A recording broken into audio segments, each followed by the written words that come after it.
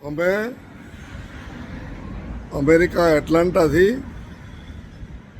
Abu Dhabi થઈ અમદાવાદ જવા નીકળેલા.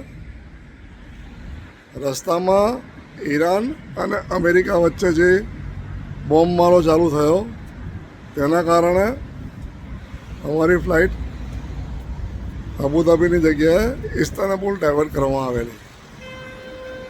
ઇસ્તાનબુલના એરપોર્ટ ઉપર અમારા જેવી લગભગ બીજી 3 ફ્લાઇટો પણ આવી રીતે ત્યાં ડાયવર્ટ કરેલી હતી. બધા જ યાત્રીઓને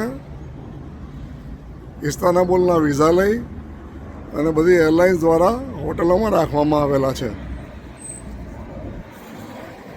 હવે રોજ હોટલવાળાને એરલાઇન્સવાળા એક દિવસનું એક્સટેન્શન આપે છે. અત્યારે જે યુદ્ધની પરિસ્થિતિ સર્જાઈ છે એ ક્યારે પતશે અને ક્યારે આ એરસ્પેસ ખુલશે એની કોઈ ખાતરી નથી. આ બાબતે અમારા સાંસદ શ્રી હેમાંગભાઈ જોશી અને અમારા સાવલી ધારાસભ્ય શ્રીમાન કેતનભાઈ ઇનામદાર બેઉને માહિતગાર થતાં બેવે મારી સાથે ફોનથી વાત કરી અને પૂછા કરી અને આશ્વાસન આપેલું છે કે કોઈ પણ તકલીફ પડે તો અડધી રાતે અમને ફોન કરજો. અને અમે દૂતાવાસમાં પણ જાણ કરીએ છીએ આપની બાબતે.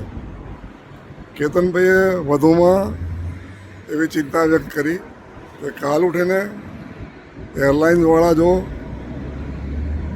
આ યાત્રીઓની ચિંતા કે ધ્યાન રાખવાનું છોડી દે તો શું થાય.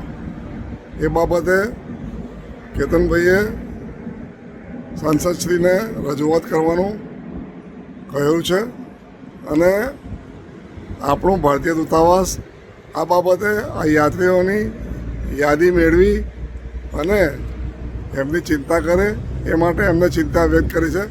એ બદલ કેતનભાઈનો તેમજ હેમાંગભાઈનો બેઉનો ખૂબ ખૂબ આભાર માનું છું.